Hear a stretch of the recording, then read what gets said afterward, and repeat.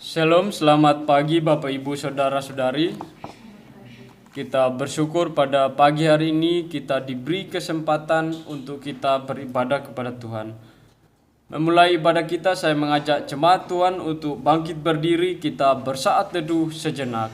Saat teduh dimulai.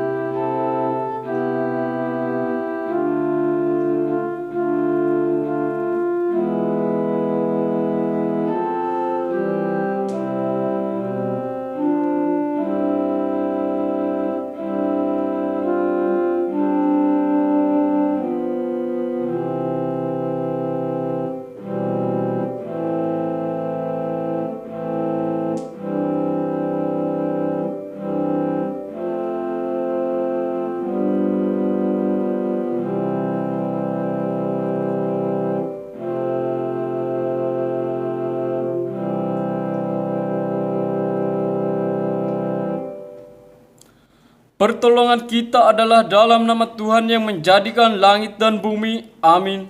Kasih karunia dan damai sejahtera dari Allah Bapa kita dan dari Tuhan Yesus Kristus menyertai kita. Amin.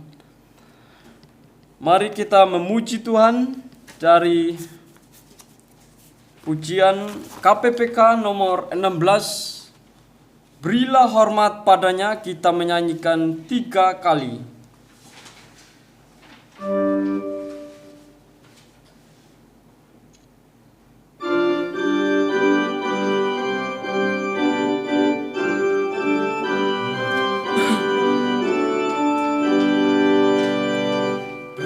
Hormat padanya, pada Allah Maha Tinggi. Berilah hormat padanya, Allah Maha Tinggi. Dan pujilah tak berhenti, puji rahmat dan kasih-Nya. Puji Allah Maha Tinggi, Bapa, Anak, dan Roh Kudus. Berilah hormat padanya, pada Allah Maha Tinggi, Maha Mulia, Maha Mulia. Berilah hormat padanya, Maha Mulia, Maha Mulia. Berilah hormat padanya. Berilah hormat padanya, pada Allah Maha Tinggi. Berilah hormat padanya, Allah Maha Tinggi. Dan pujilah tak berhenti, puji rahmat dan kasih-Nya. Puji Allah Maha Tinggi, Bapa, Anak, dan Roh Kudus. Berilah hormat padanya, pada Allah Maha Tinggi, Maha Mulia, Maha Mulia. Berilah hormat padanya, Maha Mulia, Maha Mulia. Berilah hormat padanya. Sekali lagi, berilah hormat padanya, pada Allah Maha Tinggi. Berilah hormat padanya, Allah Maha Tinggi. Dan pujilah tak berhenti, puji rahmat dan kasih-Nya. Puji Allah Maha Tinggi, Bapa, Anak, dan Roh Kudus. Berilah hormat padanya, pada Allah Maha Tinggi, Maha Mulia.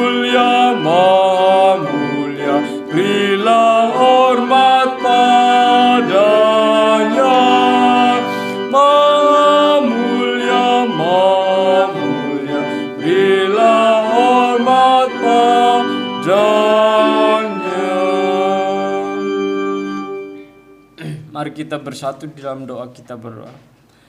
Bapa kami di surga, kami bersyukur Tuhan atas kasih dan kemurahan Tuhan, di mana Tuhan kembali kumpulkan kami di tempat ini untuk kami beribadah kepada Tuhan. Kiranya Tuhan menolong berkati kami dalam ibadah kami hari ini ya Tuhan. Biarlah peralatan yang kami gunakan boleh mendukung akan berlangsungnya ibadah kami. Juga kiranya Tuhan melindungi kami, ruangan tempat ibadah kami, dan menolong kami di dalam mengikuti liturgi yang ada. Biarlah kami tetap fokus untuk mengikuti ibadah ya Tuhan. Jauhkan dari gangguan si jahat yang ingin akan merusak ibadah kami ya Tuhan. Biarlah ibadah kami berjalan dengan baik, sopan dan teratur, dan biarlah nama Tuhan yang dipuji dan dimuliakan. Berikan kami konsentrasi penuh untuk kami mengikuti khotbah hari ini ya Tuhan. Ini doa kami Tuhan, kami menyerahkan ibadah kami dari awal hingga pada akhirnya hanya di dalam nama Tuhan kami Yesus Kristus. Di dalam namanya kami telah berdoa dan bersyukur kepada Bapa di surga. Amin. Silakan duduk Bapak Ibu Saudara-saudari. Tiba saatnya kita mendengarkan pembacaan 10 hukum Tuhan yang terambil dari kitab Keluaran pasal 20 ayat 1 sampai ayatnya yang ke-17. Ke-10 firman, lalu Allah mengucapkan segala firman ini, Akulah Tuhan Allahmu yang membawa engkau keluar dari tanah Mesir, dari tempat perbudakan. Jangan ada padamu Allah lain di hadapanku. Jangan membuat bagimu patung yang menyerupai apapun yang ada di langit di atas, atau yang ada di bumi di bawah, atau yang ada di dalam air di bawah bumi. Jangan sujud menyembah kepadanya atau beribadah kepadanya, sebab aku Tuhan Allahmu adalah Allah yang cemburu, yang membalaskan kesalahan bapa kepada anak-anaknya, kepada keturunan yang ketiga dan keempat dari orang-orang yang membenci aku. Tetapi aku menunjukkan kasih setia kepada beribu-ribu orang, yaitu mereka yang mengasihi aku dan yang berpegang pada perintah-perintahku. Jangan menyebut nama Tuhan Allahmu dengan sembarangan, sebab Tuhan akan memandang bersalah orang yang menyebut namanya dengan sembarangan. Ingatlah dan kuduskanlah hari Sabat. 6 hari lamanya kau akan bekerja dan melakukan segala pekerjaanmu. Tetapi hari ke-7 adalah hari Sabat Tuhan Allahmu. Maka jangan melakukan sesuatu pekerjaan, engkau atau anakmu laki-laki, atau anakmu perempuan, atau hambamu laki-laki, atau hambamu perempuan, atau hewanmu atau orang asing yang di tempat kediamanmu. Sebab 6 hari lamanya Tuhan menjadikan langit dan bumi, laut dan segala isinya, dan ia berhenti pada hari ke-7. Itulah sebabnya Tuhan memberkati hari Sabat dan menguduskannya. Hormatilah ayahmu dan ibumu, supaya lanjut umurmu di tanah yang diberikan Tuhan Allahmu kepadamu. Jangan membunuh, jangan berzina, jangan mencuri, jangan mengucapkan saksi dusta tentang sesamamu, jangan mengingini rumah sesamamu, jangan mengingini istrinya, atau hambanya laki-laki, atau hambanya perempuan, atau lembunya atau keledainya, atau apapun yang dipunyai sesamamu. Amin. Untuk pembacaan 10 hukum Tuhan. Meresponi pembacaan 10 hukum Tuhan, mari kita memuji Tuhan. Dari Mazmur 84, kita menyanyikan baitnya yang pertama. Kita memuji Tuhan dari Mazmur 84, kita menyanyikan baitnya yang pertama.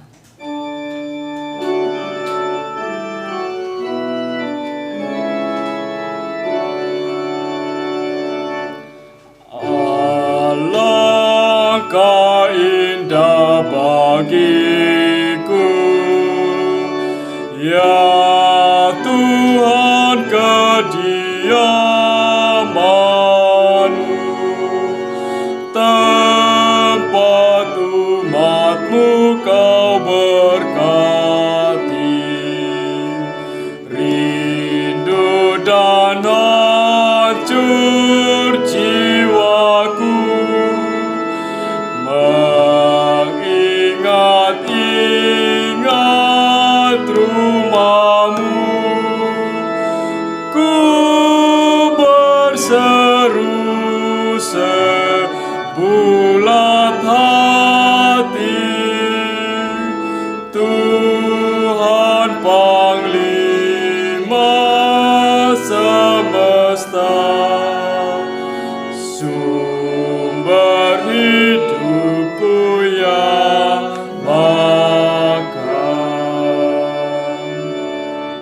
Bapak, Ibu, Saudara-saudari, kita telah membaca 10 hukum Tuhan.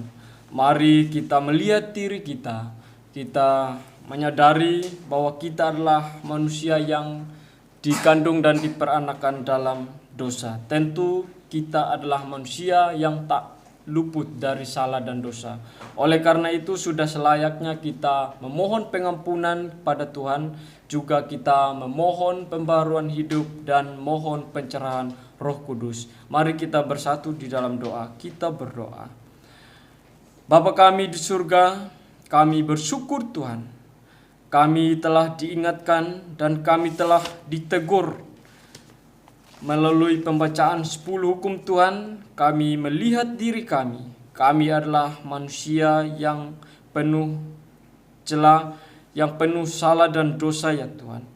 Kami adalah manusia yang layak dibinasakan oleh karena dosa kami. Oleh karena kami tidak sedikit pun mampu untuk melakukan setiap perintah Tuhan dalam 10 hukum Tuhan.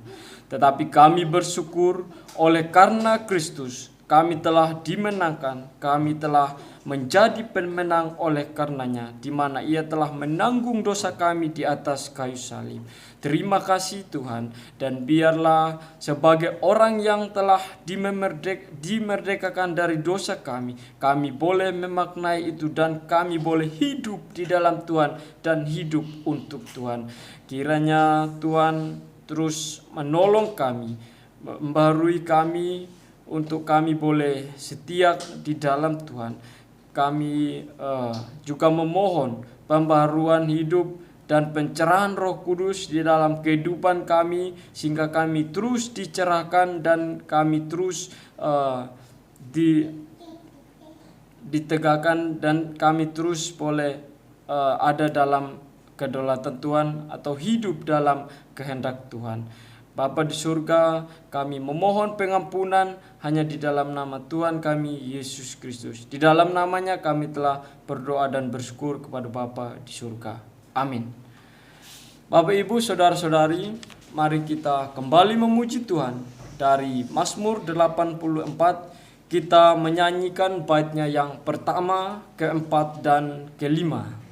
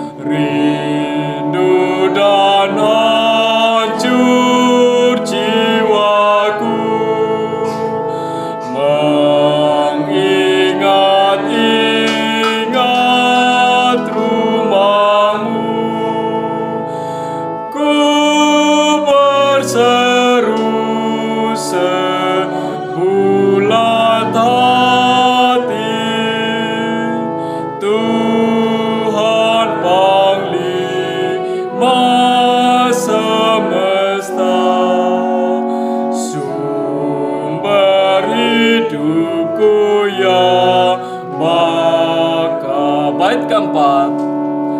Dengar ya Tuhan doaku, pandanglah wajah hamba-Mu, Raja yang sudah Kau urapi, berdiri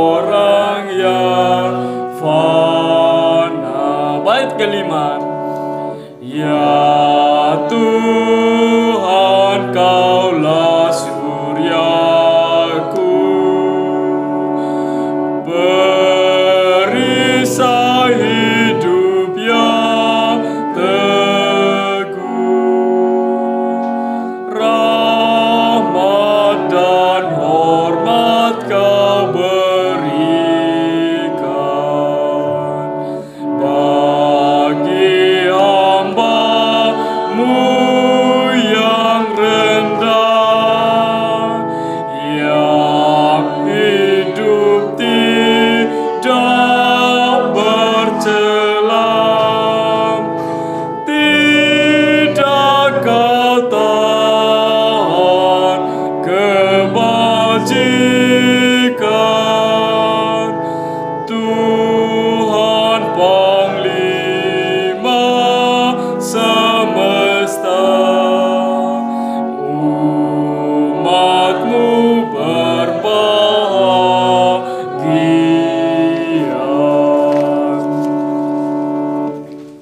Tiba saatnya kita mendengarkan pembacaan firman Tuhan yang akan dikhotbahkan. Kebenaran firman Tuhan yang akan dikhotbahkan pada kebaktian pagi hari ini terambil dari kitab Kolose 1 ayatnya yang ke-15 sampai ayatnya yang ke-21.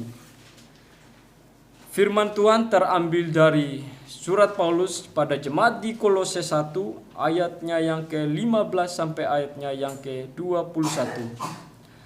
Kalau Bapak Ibu sudah menemukan, saya akan bacakan untuk kita semua. Firman Tuhan yang bunyinya demikian. Ia adalah gambar Allah yang tidak kelihatan, yang sulung, lebih utama dari segala yang diciptakan. Karena di dalam Dialah telah diciptakan segala sesuatu yang ada di sorga dan yang ada di bumi, yang kelihatan dan yang tidak kelihatan, baik singgasana maupun kerajaan, baik pemerintah maupun penguasa. Segala sesuatu diciptakan oleh Dia dan untuk Dia. Ia ada terlebih dahulu dari segala sesuatu, dan segala sesuatu ada di dalam Dia. Ialah kepala tubuh, yaitu jemaat. Ialah yang sulung yang pertama bangkit dari antara orang mati, sehingga ia yang lebih utama dalam segala sesuatu. Karena seluruh kepenuhan Allah berkenan diam di dalam Dia, dan oleh Dialah ia memperdamaikan segala sesuatu dengan dirinya, baik yang ada di bumi maupun yang ada di sorga, sesudah ia mengadakan pendamaian oleh darah salib Kristus. Juga kamu yang dahulu hidup jauh dari Allah dan yang memusuhinya dalam hati dan pikiran, seperti yang nyata dari perbuatanmu yang jahat. Amin untuk pembacaan firman Tuhan yang akan dikhotbahkan. Meresponi pembacaan firman Tuhan, mari kita memuji Tuhan dari KPPK Ku Bersandar Tuhanku, KPPK nomor 218.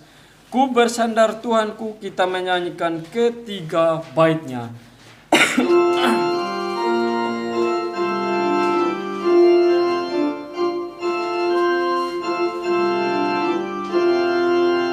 Sandar Tuhan selalu sepanjang jalan hidupku, meski lemah imanku, ku bersandar Tuhanku sampai akhir hidupku. Ku bersandar Tuhanku, dengan berani ku tempuh, karena sandar Tuhanku. Bait kedua, ku memohon Roh Kudus menerangi hatiku, pimpin ke jalan benar. Ku bersandar Tuhanku sampai akhir hidupku.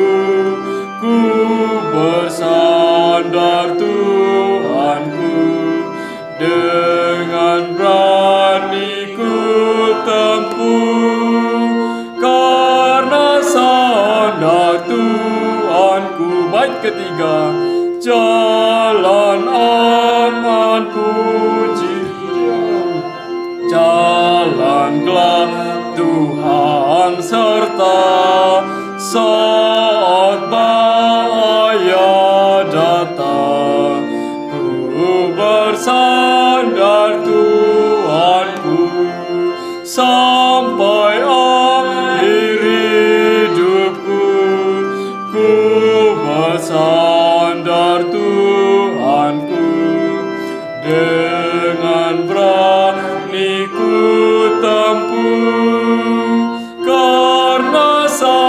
benar Tuanku. Pada hambanya dipersilakan.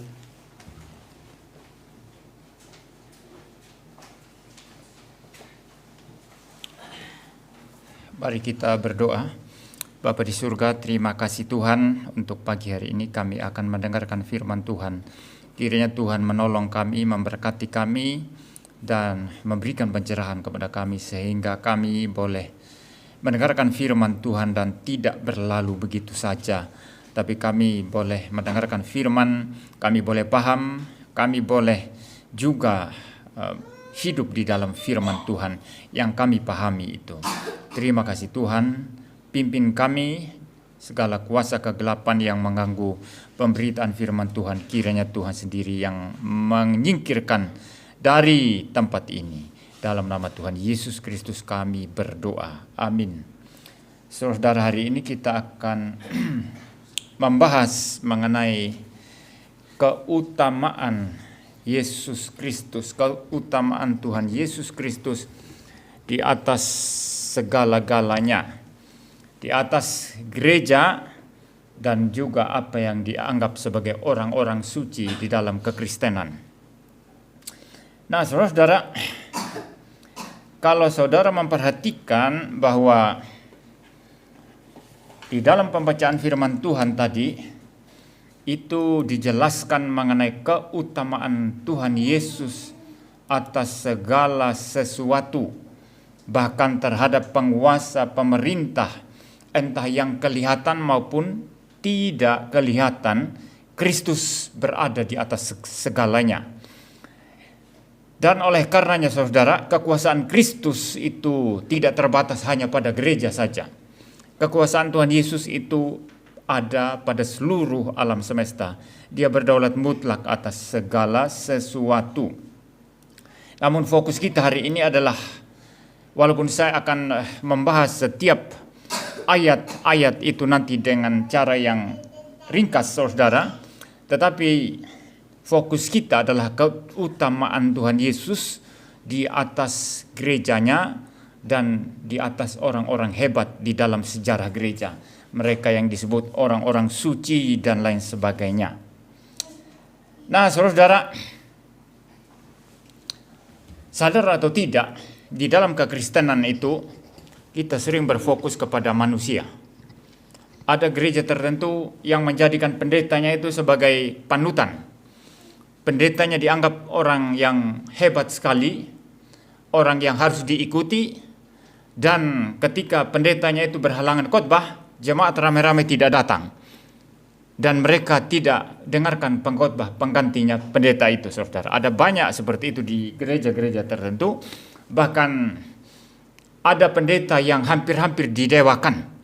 Ya, lalu orang berpikir, kalau dia tidak ada lagi nanti, bagaimana? Siapa yang melanjutkan pelayanan ini? Siapa yang seperti dia? Begitu ya. Jadi ini saudara, ada bagusnya, karena bagusnya apa? Tetap ada bagusnya saudara. Karena kalau pendeta itu bagus, dia khotbah firman Tuhan dengan beres, jemaat akan ikut, betul tidak? Ini bagus tidak?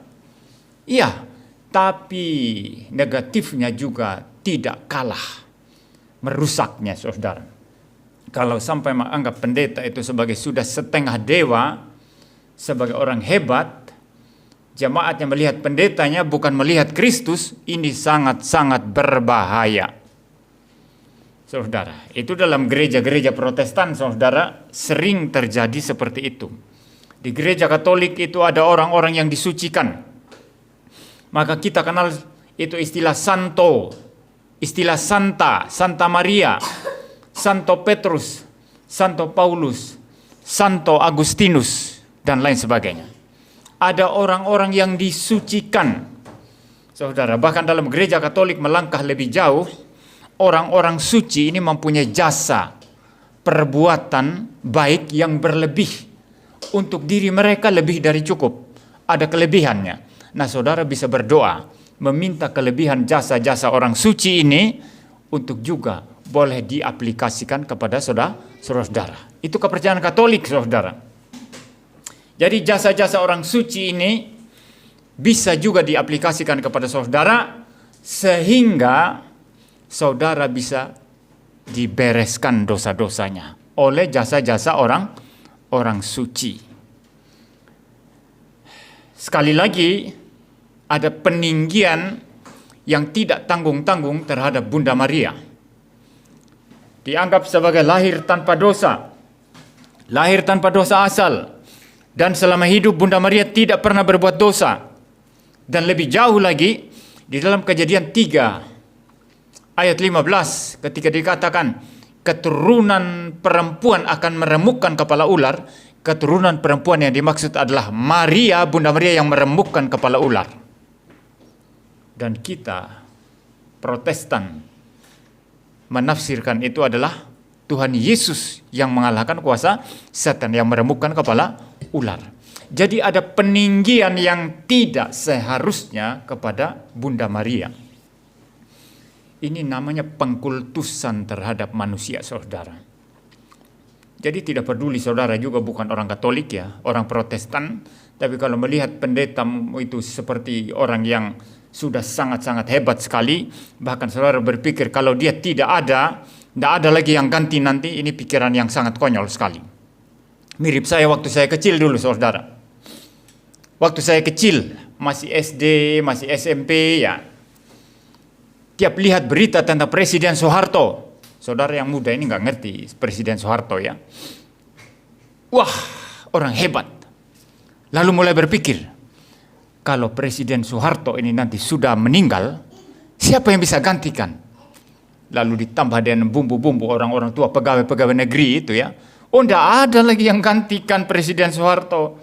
Dia satu-satunya orang hebat, presiden terhebat di Indonesia. Tapi tahun 98 dia dijatuhkan, saudara. Dan mengerikan jatuhnya. Didesak. Akhirnya dia rela sendiri mundur. Dan dia digantikan oleh orang lain, saudara. Digantikan oleh wakilnya sendiri.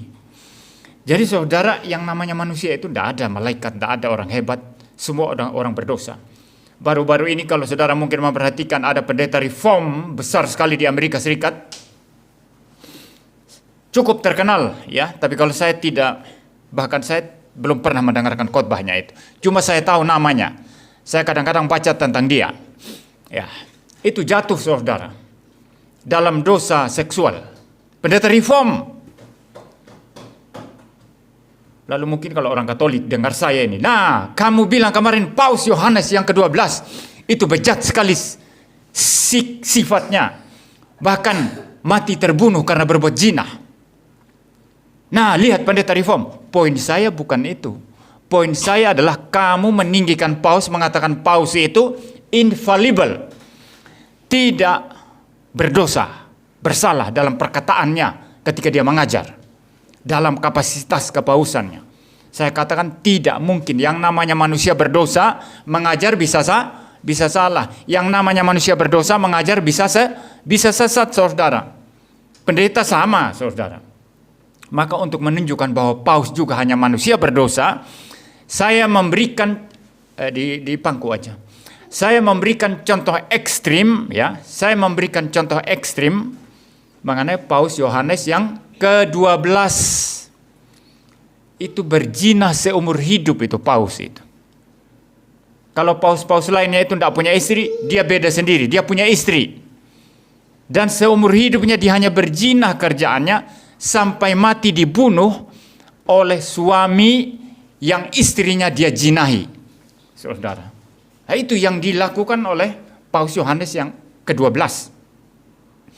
Maka poin saya bukan masalah kejatuhan itu. Saya tidak heran kalau ada hamba Tuhan jatuh, bahkan hamba Tuhan reform seperti yang di Amerika itu, saudara, saya tidak heran. Itu sudah sesuai dengan teologi reform yang melihat manusia sudah rusak total dalam dosa. Kita ini ditebus oleh Kristus, dilahirkan kembali, tapi tidak otomatis langsung suci. Kita disucikan perlahan-lahan. Yang dibereskan itu adalah status kita. Status orang berdosa yang harus dimurkai oleh Allah, dihukum, itu sudah dibereskan ketika Tuhan Yesus berkorban untuk kita. Dan terutama ketika dia taat dari lahir sampai mati untuk mengklaim hidup kekal, lalu mati di atas kayu salib untuk membereskan dosa. Itu sudah dibereskan. Tapi secara kondisi bagaimana? Kita masih manusia berdosa apa enggak? Masih manusia berdosa. Masih bisa jatuh? Tidak. Bisa jatuh. Masih bisa melakukan kesalahan-kesalahan? Masih bisa. Maka kalau ada pendeta yang jatuh, jangan engkau mengatakan, oh reform katanya suci. Kita tidak bilang kita suci. Kita bilang semua manusia berdosa. Dan mempunyai kemungkinan untuk jatuh.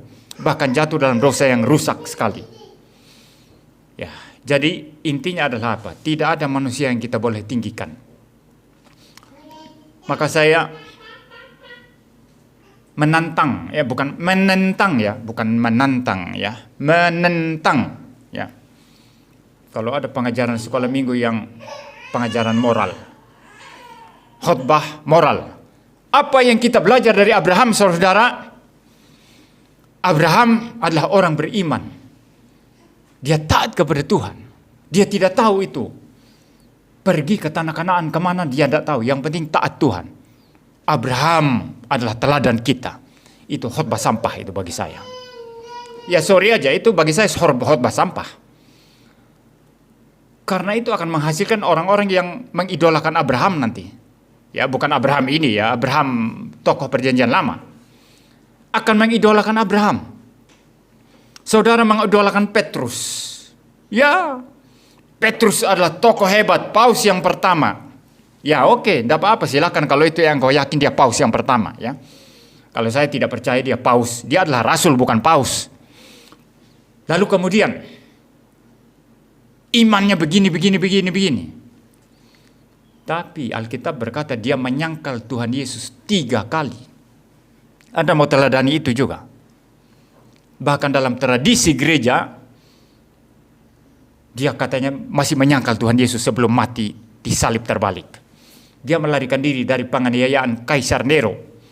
Di luar pintu gerbang ketemu seorang. Lalu Petrus bertanya kepada orang itu, "Quo vadis Domine?" Kemana Tuhan? Lalu orang itu, yang ternyata katanya penampakan Tuhan Yesus, berkata, "Aku mau kembali ke kota Roma untuk disalibkan sekali lagi." Setelah mendengar itu, tanpa pikir panjang, Petrus kembali ke kota Roma dan dia disalibkan. Dan jadi melarikan diri. Bahkan tradisi gereja saja, entah benar atau tidak, menunjukkan sifat inkonsistensi dari Petrus, saudara. Jadi kita hanya manusia saja. Hanya manusia. Saya dulu sangat-sangat tertarik dan sangat-sangat terpengaruh oleh ajaran Ravi Zacharias. Dan memang pengajarannya sangat-sangat bagus. Bagi orang yang belajar filsafat, yang belajar macam-macam, wah, mendengarkan Ravi Zacharias itu sangat-sangat nikmat sekali. Dan dia apologet yang sangat berpengaruh di dunia Injili. Banyak orang ateis itu benci kepada dia. Karena dia menyatakan supremasi Kristus kepada mereka. Tapi orang hebat ini, saudara, yang dipakai Tuhan ini, jatuhnya ampun-ampun, saudara. Jatuh terguling dalam dosa seksual itu ampun-ampun. Itu Ravi Zacharias. Ini tidak mengagetkan, saudara. Saya tidak mengatakan mempergampang berbuat dosa. Tidak, kita harus melawan dosa. Tetapi ketika ada orang berbuat dosa, itu tidak mengagetkan. Ya, Petrus seperti itu. Ya, jangan dikira karena Alkitab tidak mencatat bagaimana Paulus melakukan dosa-dosa setelah dia melayani Tuhan, lalu kita beranggapan Paulus setelah melayani Tuhan, setelah bertobat, tidak berbuat dosa lagi. Ini pikiran yang kacau, yang ngawur. Paulus masih berbuat dosa, masih melakukan dosa, tapi dia adalah orang yang terus berperang melawan dosa, saudara. Ada banyak dosa yang bahkan halus sekali yang kita tidak sadar, saudara. Anda anggap itu, ya biasalah, semua orang pun begitu. Tapi itu dosa. Tipu-tipu dikit-dikit, itu dosa kan? Tapi umumnya orang begitu. Itu umumnya orang lakukan itu. Lalu saudara anggap itu bukan dosa. Kita ini manusia berdosa, saudara. Manusia rusak dalam dosa. Yang setiap hari butuh anugerah Tuhan. Hanya rahmat Allah saja. Sola gratia, hanya anugerah Allah saja. Maka peninggian terhadap manusia, terhadap pendeta, terhadap paus, terhadap Bunda Maria, terhadap orang-orang suci, terhadap para rasul, terhadap para nabi, itu semua adalah peninggian-peninggian yang tidak seharusnya dan dibenci oleh Tuhan. Jangan pernah meninggikan pendeta, saudara. Kalau tidak, engkau akan terkaget-kaget nanti ketika ternyata tidak seperti yang saudara bayangkan mengenai pendeta itu, mengenai paus itu, mengenai orang-orang yang dianggap suci. Ya. Mari kita melihat sekarang mengenai keutamaan Kristus. Jadi kalau begitu, yang utama siapa? Pendeta, orang-orang suci, Bunda Maria, paus, atau Kristus? Kristus, saudara. Dan Kolose yang sudah dibacakan pasal 1 ayat 15 sampai ayat 20 itu menggambarkannya dengan begitu indah sekali. Bagaimana Kristus itu berada di atas segala-galanya. Ayat 15. Ia adalah gambar Allah yang tidak kelihatan, yang sulung. Ia adalah gambar Allah yang tidak kelihatan. Maksudnya apa ini? Allah itu adalah roh. Roh kelihatan apa tidak? Roh tidak kelihatan. Tetapi Kristuslah yang menyatakan Allah yang tidak kelihatan itu kepada kita. Maka dikatakan ia adalah gambar Allah yang tidak kelihatan. Anda tidak pernah melihat Allah, tapi kita bisa melihat Kristus. Dan ketika kita melihat Kristus, Sang Logos, Sang Firman pribadi kedua Allah Tritunggal itu, maka kita sudah melihat Allah. Itu sebabnya pernah ada pertanyaan konyol dari Filipus, kalau saya tidak salah itu di dalam Yohanes pasal yang ke-14, Tuhan tunjukkanlah Allah itu kepada kami. Maka Tuhan Yesus berkata, engkau sekian lama bersama-sama dengan aku, tapi engkau tidak mengenal aku. Maksudnya apa ini, saudara? Kalau engkau mau melihat Allah, lihatlah Kristus. Karena Allah hanya menyatakan diri melalui Kristus. Kristuslah gambar Allah yang bisa kita lihat, saudara. Nah, di sini dikatakan Kristus adalah gambar Allah yang kelihatan. Gambar Allah yang tidak kelihatan. Allah tidak kelihatan, tapi Kristus menyatakannya kepada kita. Lalu apa bedanya dengan kita sebagai manusia yang dicipta menurut gambar dan rupa Allah? Yesus adalah gambar Allah, sedangkan kita adalah diciptakan menurut gambar dan rupa Tuhan Allah. Jadi kalau Kristus adalah gambar Allah yang tidak kelihatan itu, maka kita diciptakan menurut gambar Kristus. Itu maksudnya. Itu sebabnya Paulus berkata dalam satu bagian lain, kita diciptakan segambar dengan anaknya, segambar dengan Tuhan Yesus. Maka tugas kita sebagai orang Kristen apa? Terus meniru Kristus. Setiap hari berusaha meniru Kristus, meniru karakternya, sifatnya. Kita adalah orang-orang Kristen yang artinya Kristus kecil, peniru Kristus, imitatornya Kristus.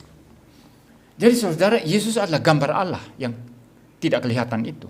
Sedangkan kita diciptakan menurut gambar dan rupa Tuhan Allah. Berarti diciptakan menurut gambar Kristus. Ya, paham ya?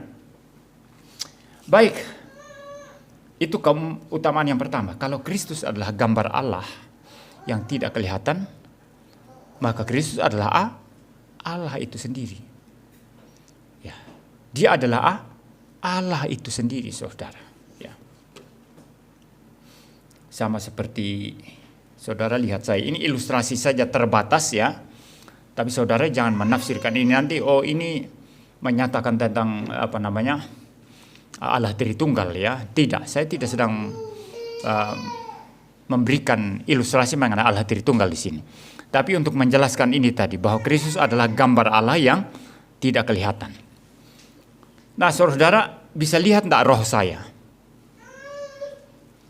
Roh saya bisa dipegang? Tidak. Roh saya bisa diraba-raba? Enggak bisa. Tapi kalau saya marah, saudara tahu enggak? Kalau saya marah tahu enggak?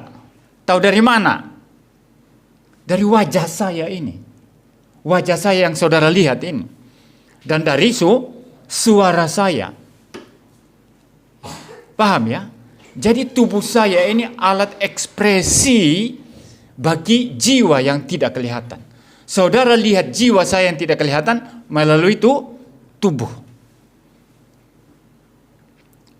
Tapi tubuh saya ini siapa? Boleh tidak saudara mengatakan yang namanya pendeta Yanto itu adalah jiwanya.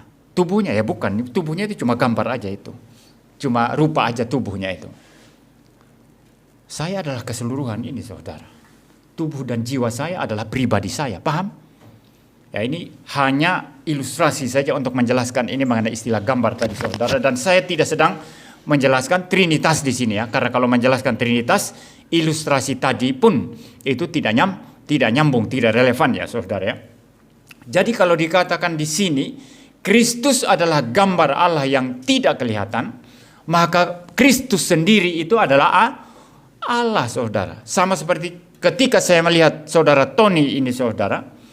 Ya Tony ini yang kelihatan ini, wajahnya kelihatan walaupun jiwanya tidak kelihatan.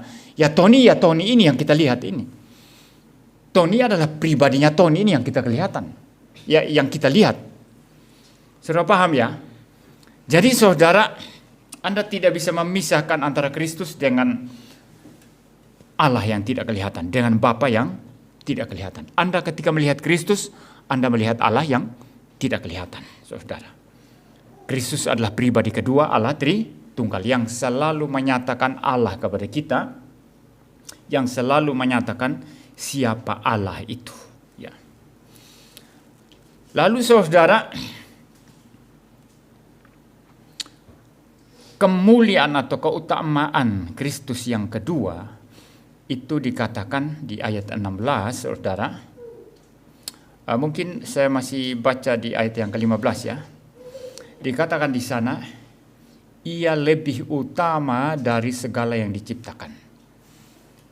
Ya, berarti kalau Kristus adalah lebih utama dari segala yang diciptakan, dia adalah penguasa semua ciptaan. Dia lebih unggul di atas ciptaan. Ayat 16 ya. Dikatakan karena di dalam dialah telah diciptakan segala sesuatu. Di dalam dialah diciptakan segala sesuatu yang ada di sorga dan yang ada di bumi, yang kelihatan dan yang tidak kelihatan. Baik singgasana maupun kerajaan, baik pemerintah maupun penguasa, segala sesuatu diciptakan oleh Dia dan untuk Dia. Kristus itu adalah di mana Allah melalui Dia segala sesuatu diciptakan. Dikatakan karena di dalam Dialah, di dalam Kristus, di dalam Tuhan Yesus segala sesuatu diciptakan. Yang di mana itu? Yang ada di sorga. Itu artinya para malaikat, saudara. Yang ada di bumi, yang kelihatan ini, saudara. Ya, ada di bumi, di mana manusia, di mana seluruh makhluk hidup tinggal dan termasuk alam semesta yang kelihatan ini. Lalu kemudian dilanjutkan yang kelihatan dan yang tidak kelihatan. Kalau yang tidak kelihatan itu dunia malaikat ya. Dikatakan tadi yang ada di surga. Tetapi bukan hanya malaikat yang tidak kelihatan. Yang tidak kelihatan juga dunia roh jahat ya, dunia iblis saudara. Jadi yang tidak kelihatan Dia yang menciptakan. Nah saudara jangan sampai menyimpulkan Tuhan menciptakan setan ya. Tuhan tidak menciptakan setan. Tetapi Tuhan menciptakan malaikat yang kemudian jatuh menjadi setan. Paham ya? Kalau saudara mengatakan Tuhan menciptakan setan, berarti Tuhan menciptakan setan dalam keadaan sudah rusak. Jadi Tuhan itu menciptakan memang yang namanya setan yang rusak. Tidak. Tuhan itu menciptakan malaikat, para malaikat. Semuanya bagus. Tetapi sepertiga daripada para malaikat itu mengikuti iblis dan mereka memberontak kepada Tuhan. Lalu mereka dibuang dari sorga.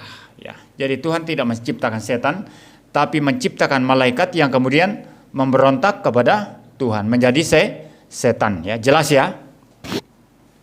Jadi segala sesuatu yang kelihatan dan tidak kelihatan diciptakan oleh Tuhan. Dunia material dan dunia yang tidak kelihatan. Lalu apa lagi? Baik singgasana maupun kerajaan.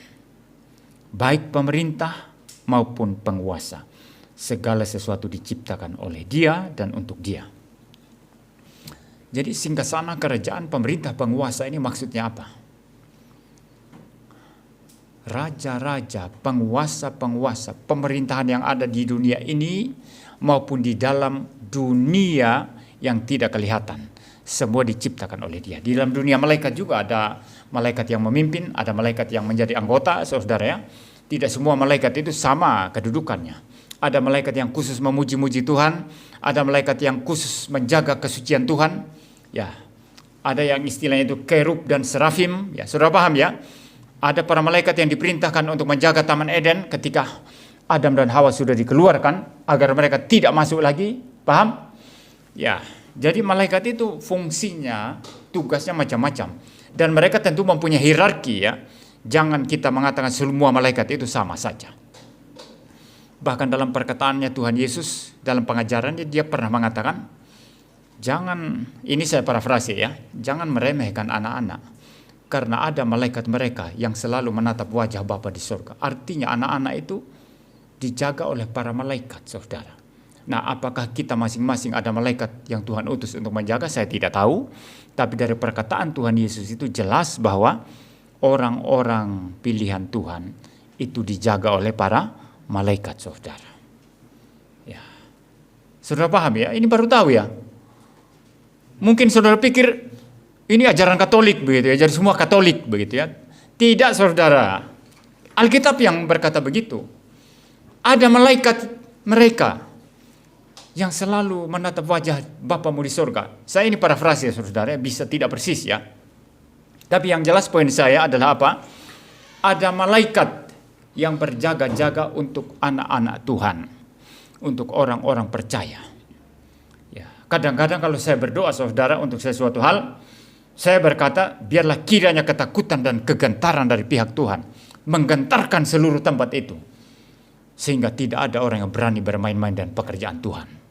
Ya, saudara, kalau tidak pernah memberitakan Injil, tidak paham ini maksudnya ini apa, ya. Tapi kalau saudara Michael mungkin ini paham sekali dia itu maksudnya apa. Ya, saudara yang belum pernah memberitakan Injil ya, Anda tidak paham ini maksudnya apa ini. Biarlah kegentaran dan ketakutan dari pihak Tuhan mengurung mereka dan mereka boleh gemetar dan tidak berani melawan pekerjaan Tuhan. Dan biarlah kiranya malaikat Tuhan, pasukan malaikat Tuhan berjaga-jaga di sana. Malaikat itu ada, saudara. Dunia rohani yang tidak kelihatan, ya. Jadi tentu mereka ada pemimpinnya, ada anggotanya. Ketika setan jatuh, iblis jatuh, dia membawa sepertiga dari malaikat. Nah, sepertiga dari malaikat ini ada buah dia, saudara. Jadi dia memimpin sepertiga dari malaikat. Ada sepertiga malaikat yang dia pimpin. Berarti yang tidak jatuh tinggal berapa? 2/3. Maka Bapak Gereja Agustinus mempunyai spekulasi teologi, saudara. Ya, namanya juga spekulasi teologi, saudara. Bisa benar, bisa tidak ya. Dia mengatakan jumlah orang-orang pilihan, orang-orang percaya yang diselamatkan Tuhan, yang dipredestinasikan untuk selamat adalah untuk menutupi jumlah sepertiga malaikat yang jatuh, sehingga jumlah yang ada di surga yang melayani Tuhan itu utuh 100%. 2/3 malaikat, sepertiga dari orang-orang pilihan nanti. Nah, itu namanya spekulasi, saudara, karena tidak ada dasar Alkitabnya ya. Tapi patut untuk dipikirkan, ya, dipertimbangkan. Ya. Justru Bapak Gereja Agustinus ini, saudara, yang sebetulnya menjadi Bapak Gereja Teologi Reform, Bapak Teologi Reform, karena Calvin itu banyak merujuk kepada Agustinus. Luther juga banyak merujuk kepada Agustinus. Ajaran predestinasi itu bukan Calvin yang Calvin ya. Agustinus itu sudah mengajarkan itu. Ya, jadi kita Protestan itu rujukan utamanya kepada Bapak Gereja Agustinus, saudara. Agustinus ya. Jadi kita kembali di sini, saudara. Jadi malaikat itu ada hierarkinya, ada pemimpinnya, ada anak buahnya, ada anggotanya. Nah, di dalam dunia kegelapan juga ada. Setan adalah pemimpinnya. Tapi nanti ada malaikat yang hierarki, yang secara hierarki itu mereka ada ya, sampai malaikat yang kerucu-kerucu ya. Mungkin yang jadi tuyul-tuyul itu mungkin roh-roh jahat kerucu-kerucu itu. atau roh-roh jahat kurucu-kurucu yang tiba-tiba jadi pocong ya. Saya tidak tahu ya, apa memang ada pocong apa enggak ya. Tapi bagi orang yang pernah lihat setan itu katanya ada pocong, ada macam-macam begitu ya. Tapi orang Kristen kalau masih bisa lihat itu, saya agak curiga. Kalau ada orang Kristen masih bisa lihat pocong, saudara. Kalau di Sumba itu apa istilahnya itu? Ada istilah, bukan katiku kamawa katanya. Hanya kepala tahu itu. Itu istilah orang, saya takut sekali waktu kecil, ditakut-takuti seperti itu. Jadi istilahnya itu katiku kamawa katanya. Jadi hanya kepala saja, lalu dia guling-guling, dia ketawa terus. Nah kalau saudara ikut ketawa sama dia, bahaya kamu katanya. Kacau kamu nanti, bisa jelaka katanya gitu. Waduh, itu mengerikan saudara. Saya pernah ikut, itu istilahnya kalau orang Jawa melean ya, malam-malam itu mete katanya orang sana ya. Ada orang meninggal, kita malam-malam berjaga-jaga ya. Itu sudah hampir jam 3 pagi. Nah, di samping tempat kami berjaga-jaga ada orang mati itu, di kampung sebelah juga ada orang mati di sana. Dan saudara tahu, orang Sumba itu bukan orang Kristen, tapi orang Sumba aliran kepercayaan. Di jam-jam tertentu itu mereka menangis. Ibu-ibunya itu menangis, dan menangisnya itu bukan hanya menyedihkan tapi juga menakutkan kalau malam-malam itu. Cara nangisnya. Karena sudah jam 3 saya pulang, rumah agak jauh dari tempat itu tadi. Saya pulang saudara, begitu pas di dekat kampung yang sebelahnya juga ada orang meninggal. Mulailah ibu-ibu nangis di sana. Jalan kiri kanan pohon pisang. Ya, kiri kanan pohon pisang, rimbun. Masih gelap. Mulailah nangis saudara. Saya jadi takut, seperti ada orang yang pegang-pegang dari belakang. Langsung saya lari cepat sekali saudara. Tapi saya tidak lihat setan, cuma takut saya karena dengar orang nangis itu. Dengar orang nangis seperti itu, pikirannya mayat saudara, orang mati. Menakutkan sekali itu. Ya, jadi rasa-rasanya tinggal di Sumba bagi saya waktu kecil itu lebih menakutkan daripada tinggal di ini. Orang di sini bilang itu pocongan apa segala macam, rasa-rasanya kurang menakutkan. Belum lagi orang Sumba bilang ada suanggi. Suanggi itu gantung-gantung di pohon begitu ya. Aduh, macam-macam kepercayaannya kayak gitu. Tapi yang jelas saudara, saya pikir orang Kristen tidak akan melihat hal-hal seperti itu. Ya, mungkin kita bisa takuti. Nah, itu mungkin setan-setan yang kecil-kecil, kerucu-kerucunya itu, yang biasa ganggu orang di pinggir jalan, ya, nakut-nakuti orang di pinggir jalan, kerucu-kerucunya. Kalau yang berpangkat tinggi kan tidak mungkin begitu ya. Jadi intinya di sini, di dalam dunia kuasa kegelapan pun, itu ada hierarki di dalamnya. Itu sebabnya di sini dikatakan, baik yang kelihatan maupun tidak kelihatan, maupun kerajaan dunia ini yang kelihatan ya, kaisar, kerajaan, pemerintahan, ada raja, ada presiden ya. Baik singgasana maupun kerajaan, baik pemerintah maupun penguasa, segala sesuatu diciptakan oleh Dia dan untuk Dia. Tidak berarti kuasa setan tadi dan segala hierarkinya itu diciptakan Tuhan, tidak. Tapi dulu mereka adalah malaikat yang baik, dan hierarki semacam itu dipimpin oleh setan, iblis. Tapi mereka sudah jatuh, tapi mereka diciptakan oleh Tuhan dan juga dikuasai oleh Tuhan Yesus di dalam kedaulatannya yang mutlak. Semua itu diciptakan melalui firman. Firman itu siapa? Tuhan Yesus, saudara. Jangan campur adukan ya, antara Bapa dengan firman dan Roh Kudus. Bapa pribadi pertama, firman Tuhan Yesus pribadi kedua, Roh Kudus pribadi ketiga. Ya. Nah, saudara, semua diciptakan oleh Kristus. Betapa hebatnya Tuhan Yesus. Anda mau menyamakan Dia dengan Bunda Maria? Anda mau menyamakan Dia dengan Petrus? Anda mau menyamakan Dia dengan Paus? Anda mau menyamakan Dia dengan pendeta besar sekali? Ya. Hamba Tuhan besar sekali? Tidak ada yang sama dengan Kristus. Kristus unggul di atas segalanya. Lalu perhatikan di bagian terakhirnya. Segala sesuatu diciptakan oleh Dia dan untuk Dia. Semua yang cipta adalah Dia.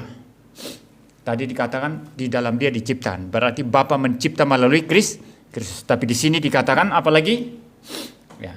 Segala sesuatu Segala sesuatu diciptakan oleh Dia.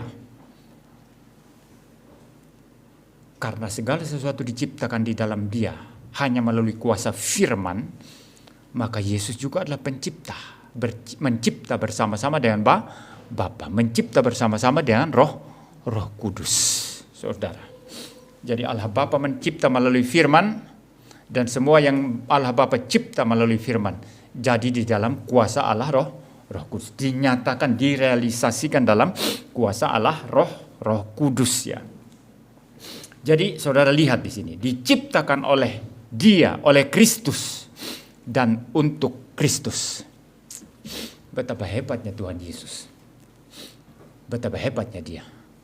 Segala sesuatu diciptakan oleh Dia. Dan untuk siapa? Untuk Dia. Sekarang ayat 17. Ia ada terlebih dahulu. Ini saya stop di ayat 17 dan saya menyambung khotbah saya minggu depan untuk sisanya sampai ayat 18 sampai ayat 20.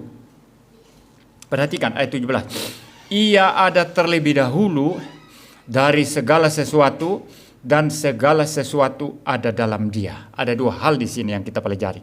Ia ada terlebih dahulu dari segala sesuatu.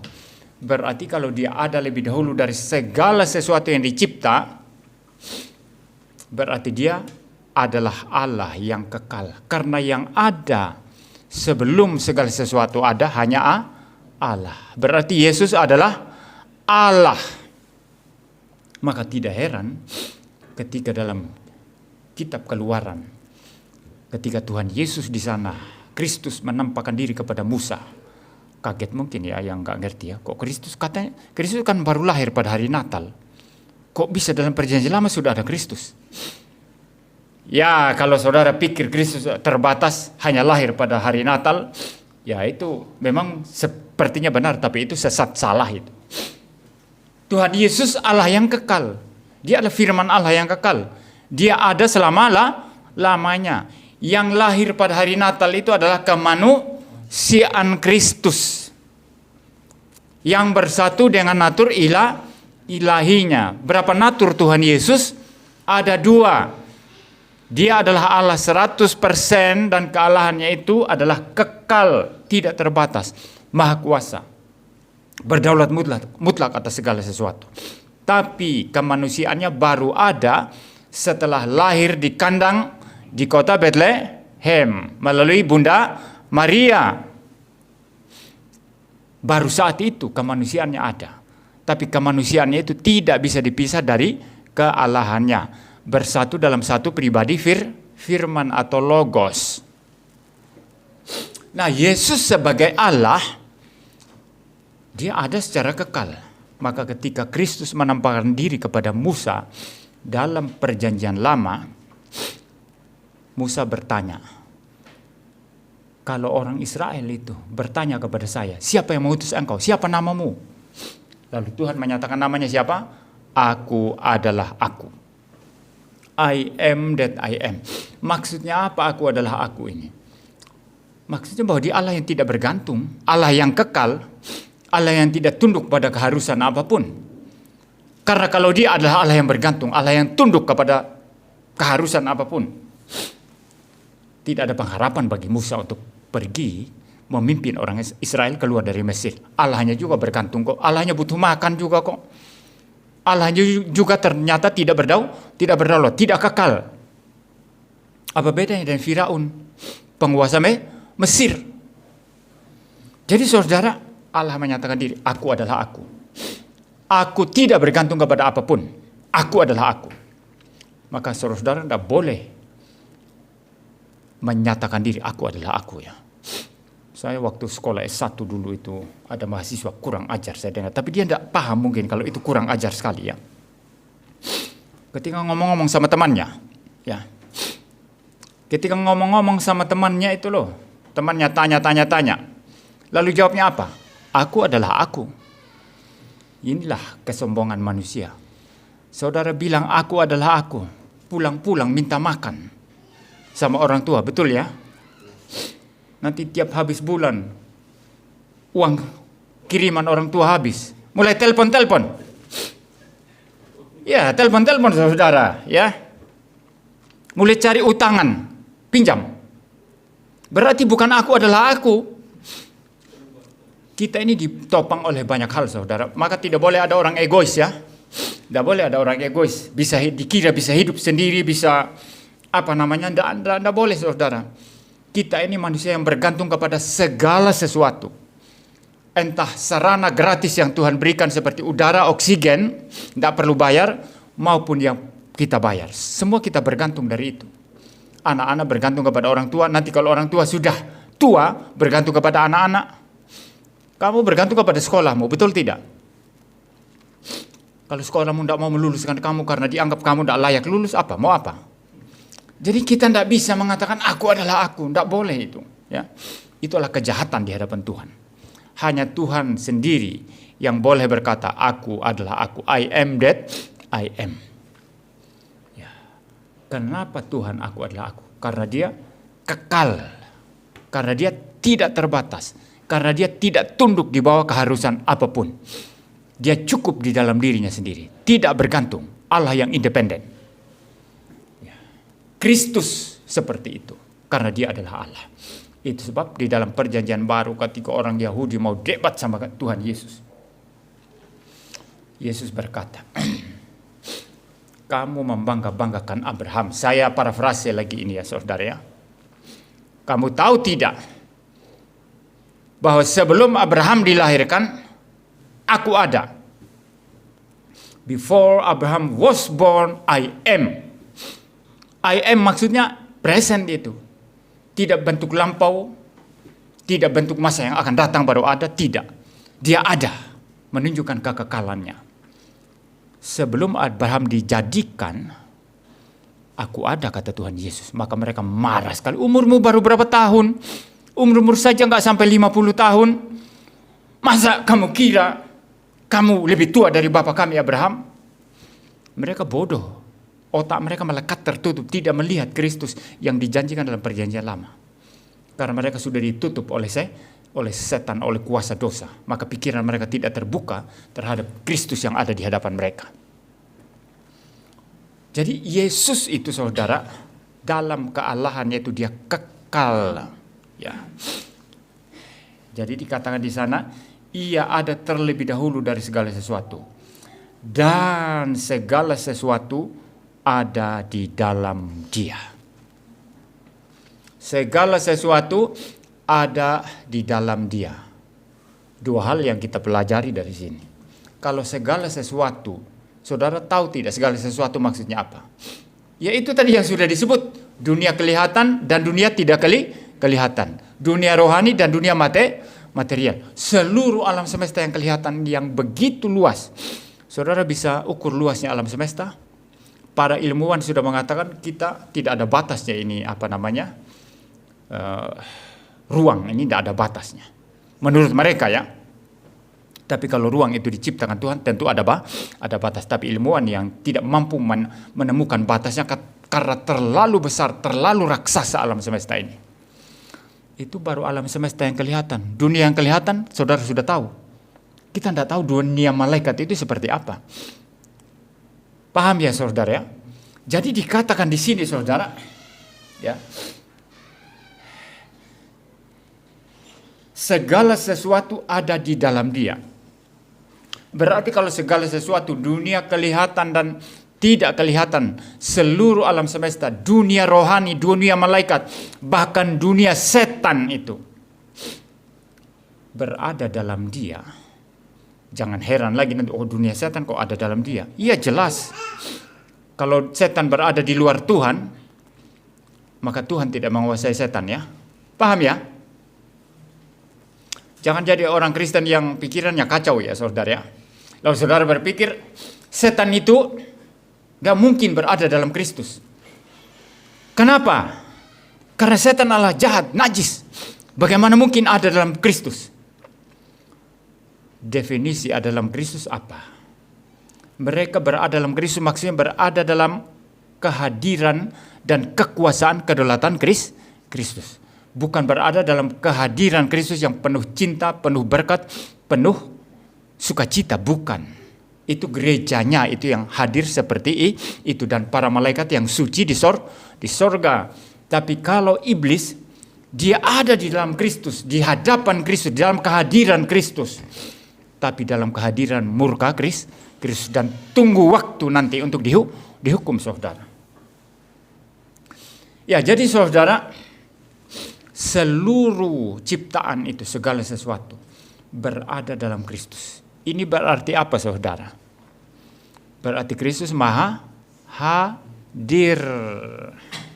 Kalau segala sesuatu berada dalam Kristus, itu artinya Tuhan Yesus maha hadir. Kalau Tuhan Yesus maha hadir, itu artinya apa? Dia adalah Allah. Karena hanya Allah yang maha hadir. Malaikat tidak bisa maha hadir. Manusia tidak bisa maha hadir. Ciptaan tidak bisa maha hadir. Yang maha hadir itu hanyalah Allah.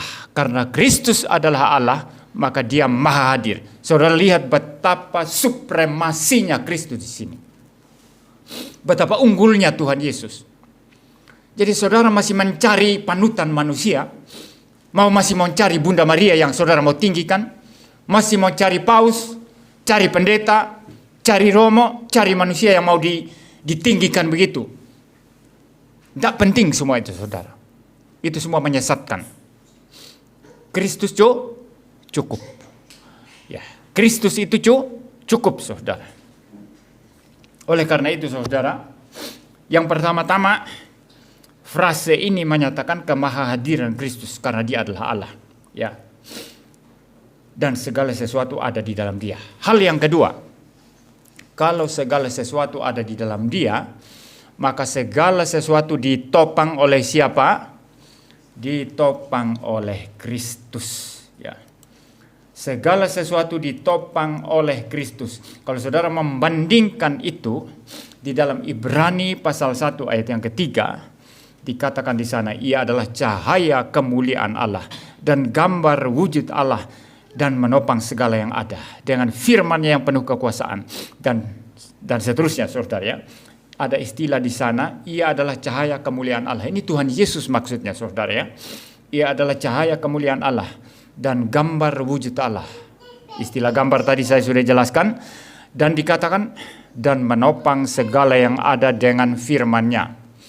Berarti kalau segala sesuatu berada dalam Kristus, dia yang menopang segala sesuatu. Dia yang berdaulat mutlak atas segala sesuatu. Dia yang pegang nafas hidup kita masing-masing. Bahkan eksistensi setan sekarang ini, dia masih gerak-gerakan ekor. Dia masih cari-cari manusia untuk ditipu, ya. Dia masih bermain-main, ya. Karena Kristus masih memberi kesempatan. Tapi setan berada dalam kedaulatan Kristus. Setan tidak bisa berbuat apapun kalau Tuhan Yesus tidak mengizinkan. Saudara lihat dalam kitab Ayub, waktu iblis mau mencobai Ayub, dia masih minta izin Tuhan, enggak? Izin Tuhan dulu. Ketika ada izin Tuhan, baru dia mencobai.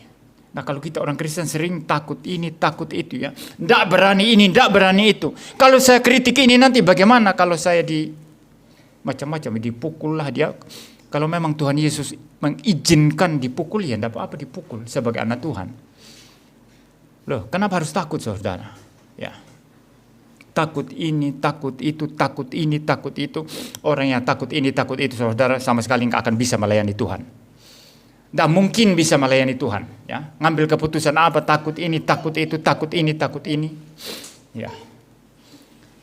Ingatlah bahwa Kristus mengendalikan segala sesuatu. Dia berdaulat atas segala sesuatu. Dia pegang nafas hidup kita masing-masing. Dia pegang kehidupan setan. Tinggal saatnya nanti ketika dia datang kali yang kedua, setan dan seluruh pengikutnya akan dilemparkan ke neraka bersama-sama dengan orang-orang durhaka yang melawan dia, saudara. Ya. Jadi segala sesuatu berada di dalam Kristus. Segala sesuatu ditopang oleh Kristus. Orang perampok itu ditopang oleh Tuhan, loh, saudara. Percaya atau tidak? Orang perampok itu ditopang oleh Tuhan sehingga dia bisa merampok. Kalau Tuhan tidak topang dia, bagaimana? Bisa merampok? Enggak. Tuhan kasih dia oksigen, saudara. Dia lari-lari. Ini, lihat rumah, mau congkel rumah gitu. Cepat-cepat sambil ngos-ngosan. Ngos-ngosan dia isap oksigen, saudara. Tuhan yang kasih oksigen sama dia. Tadi dia makan di rumahnya. Siapa yang kasih makanan itu? Menghidupkan padi-padi, menghidupkan makanan itu. Pelihara ikan-ikan lalu dia tangkap ikan lalu makan. Semua itu anugerah Tuhan, common grace of God itu, anugerah umum Tuhan. Ya dipakai oleh si perampok, makan kenyang dia. Lalu sambil hirup oksigen dari Tuhan yang gratis, dia pergi congkel rumah orang dan merampok di sana. Dia bisa merampok pun karena ditopang oleh Tuhan. Paham ya maksudnya? Tuhan bukan mendukung kejahatannya, tapi kekuatan dia ketika dia merampok itu dari Tuhan. Dan Tuhan akan tuntut dia nanti, pertanggungjawaban moral atas kejahatannya. Paham ya? Ada orang berkata, oh mari kita berzina sampai mati. Kita berzina bebas sampai mati, begitu ya. Karena Tuhan tidak ada. Sementara dia hirup oksigen dari Tuhan. Sementara dia gunakan kesehatan dari Tuhan untuk dia pergi berzina. Ya. Kalau Kristus tidak topang seseorang penjahat, penjahat itu tidak akan eksis dia. Habis dia, mau apa? Jantungnya stop seketika. Saudara, siapa yang topang jantung kita ya? Kalau bernafas kan sadar ya. Kadang sadar, kadang tidak. Tapi kalau sadar, Pak, jangan marah Pak. Saya kadang gitu kan jengkel sekali ya saudara. Waktu saya sakit dulu saudara, waktu saya sakit. Kadang-kadang kalau tidak sesuai dengan yang kita ini kan kadang agak tinggi suara saya. Waktu saya sakit jantung ya. Pak, sabar Pak. Tarik nafas perlahan. Hembuskan Pak, saya tidak ikut saudara, saya tidak merasa penting gitu ya saudara. Tarik nafas, lepaskan katanya, supaya emosinya itu turun, mungkin begitu maksudnya saudara ya. Ya, tapi saudara, saya tarik nafas sadar, kadang tidak sadar.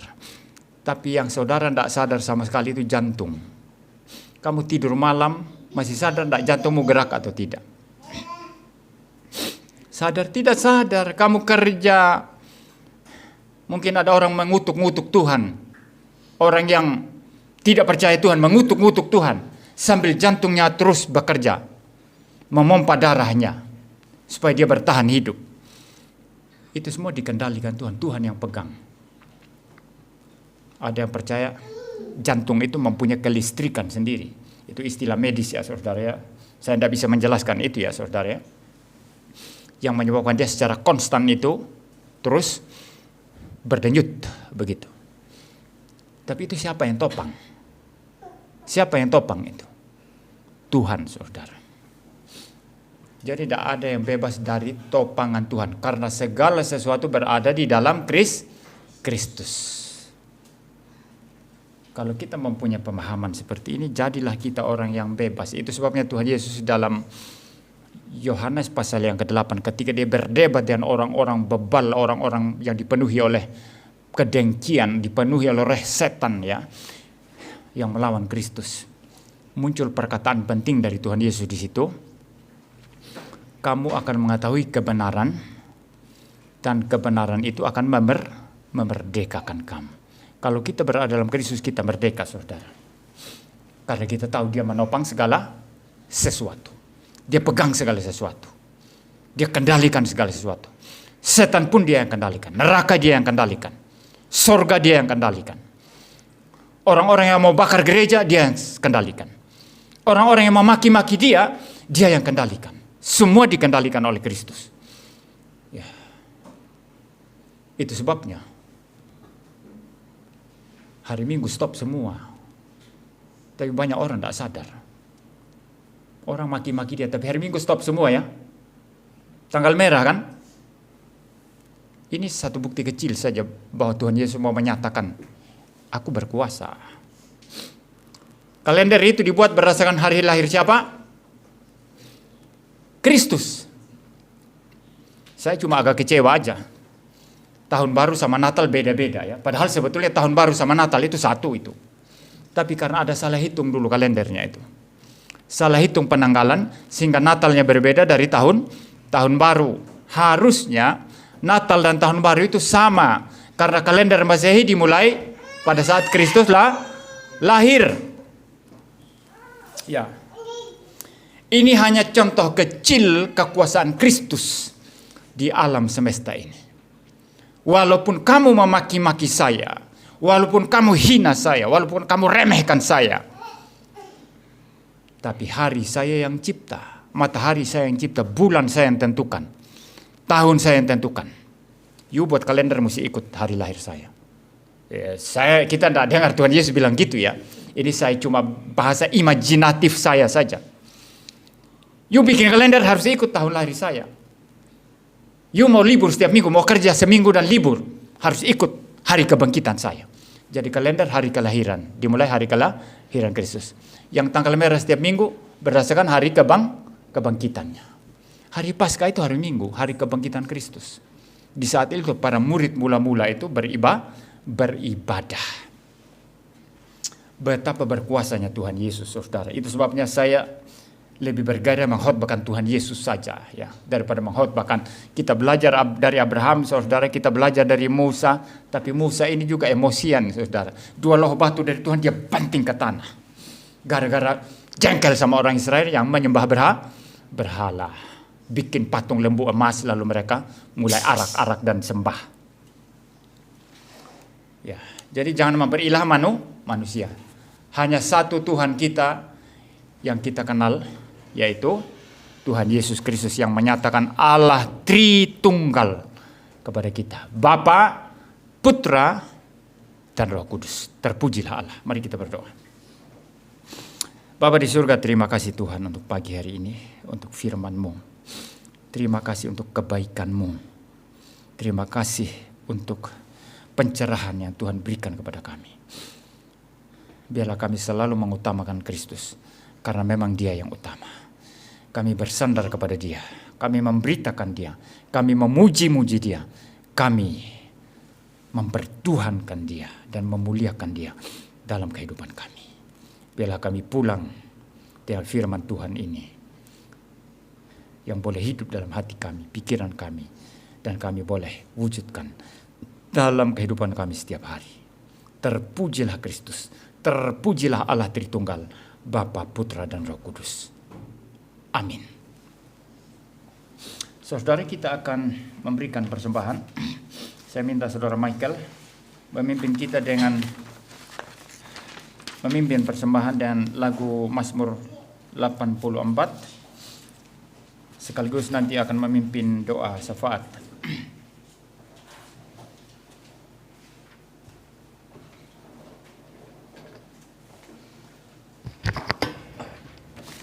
Baik saudara-saudara, sembari kita memberikan persembahan, mari kita memuji Tuhan dari Mazmur 84, kita menyanyikan bait pertama dan baitnya yang kedua.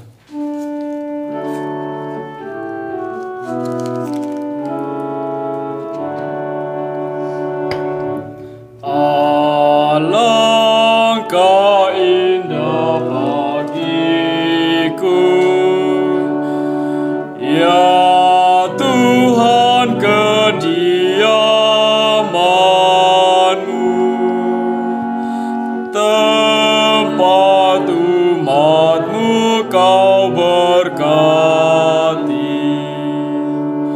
Rindu dan hancur jiwaku mengingat-ingat rumah-Mu.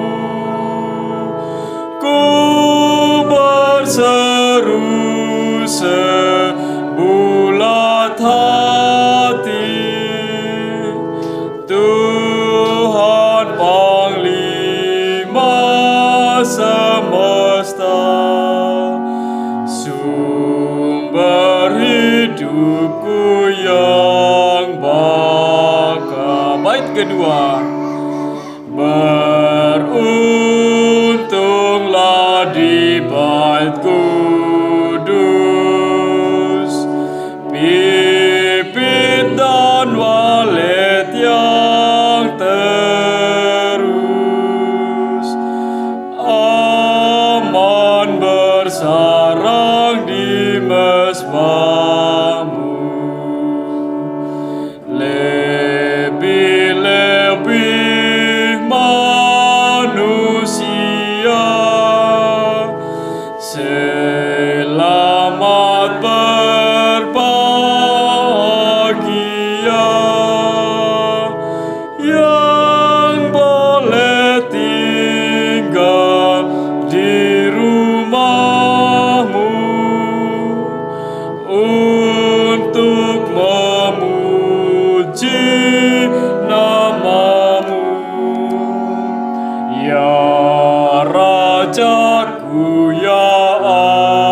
laku.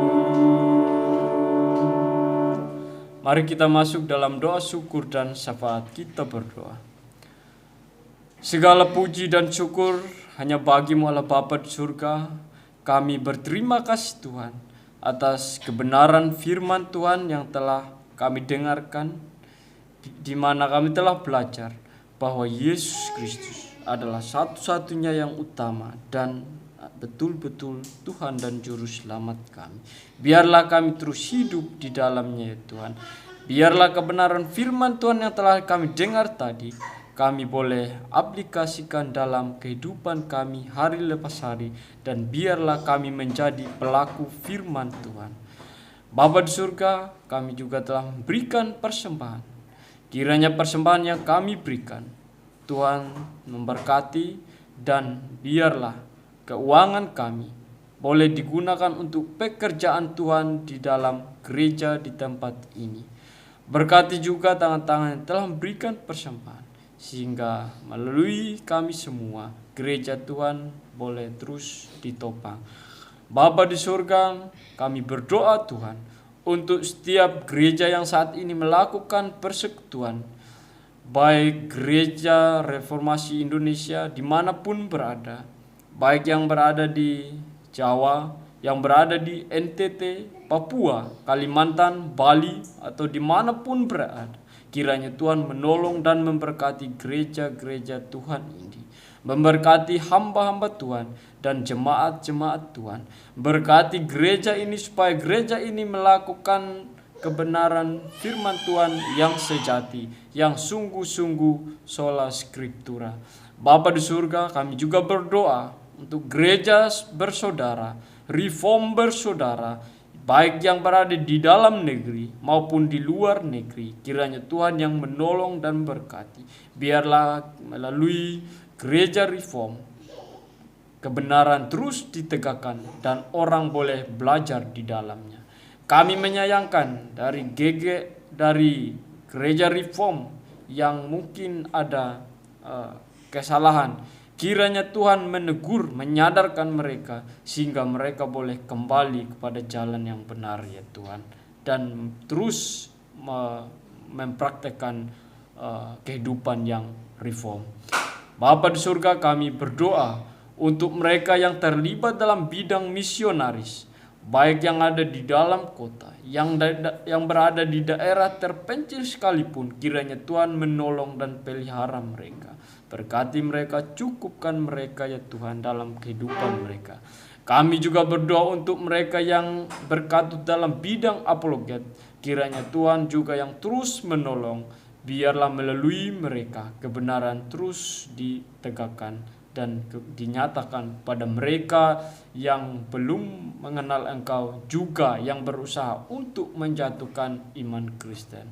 Bapa di surga, kiranya Tuhan menolong, memberkati setiap orang yang terlibat dalam misi penginjilan.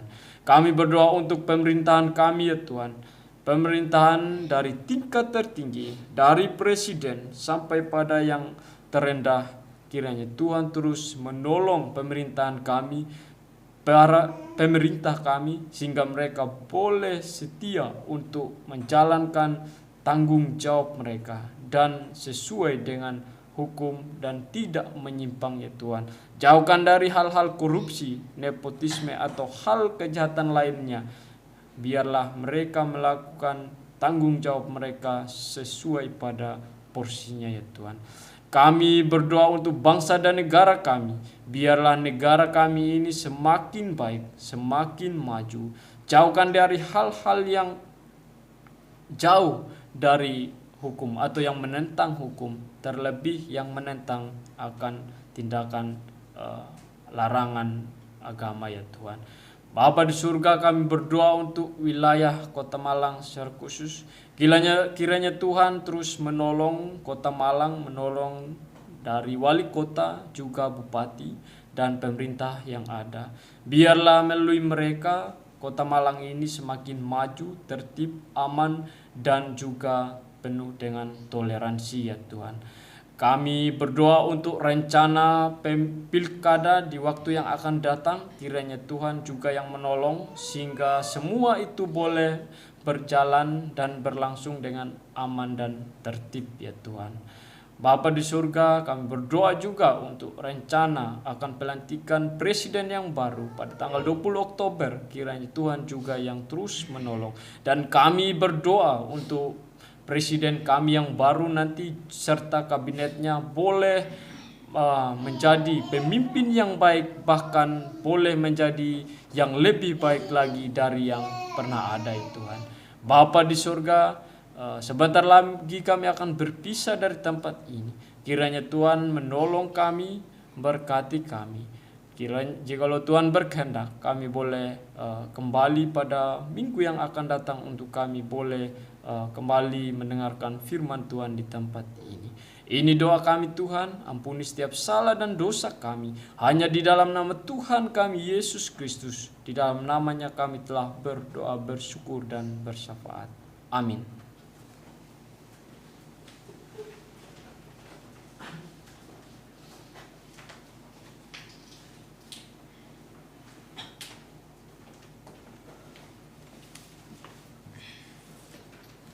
Mari kita bangkit berdiri dan mengucapkan pengakuan iman rasuli. Aku percaya kepada Allah, Bapa yang Maha Kuasa, Khalik langit dan bumi, dan kepada Yesus Kristus, Anak yang tunggal Tuhan kita, yang dikandung dari Roh Kudus, lahir dari anak darah Maria, yang menderita sengsara, di bawah pemerintahan Pontius Pilatus, disalibkan, mati dan dikuburkan, turun ke dalam kerajaan maut. Pada hari yang ketiga, bangkit pula dari antara orang mati, naik ke surga, duduk di sebelah kanan Allah Bapa yang Maha Kuasa, dan dari sana Ia akan datang untuk menghakimi orang yang hidup dan yang mati. Aku percaya kepada Roh Kudus, gereja yang kudus dan am, persekutuan orang kudus, pengampunan dosa, kebangkitan tubuh, dan hidup yang kekal. Amin. Mari kita menaikkan Mazmur 143.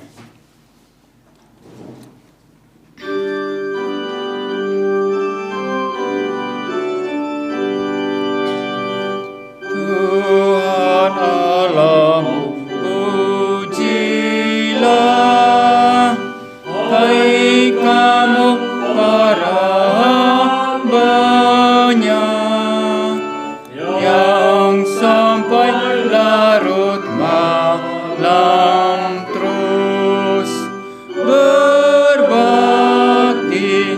dalam bait kudus. Bait kedua. Tanganmu kamu angkatlah, terarah ke hadirat-Nya. Pujilah Tuhan Allahmu dengan harapan yang teguh. Bait ketiga. Kiranya Khalik semesta menaruh dari tahtanya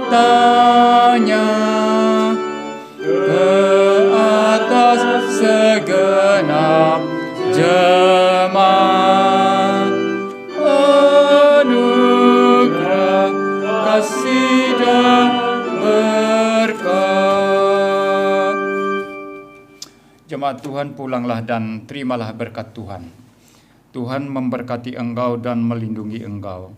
Tuhan menyinari engkau dan wajah-Nya dan memberi engkau kasih karunia. Tuhan menghadapkan wajah-Nya kepadamu dan memberi engkau damai sejahtera. Amin. Amin. Amin. Silakan duduk saat teduh ibadah selesai.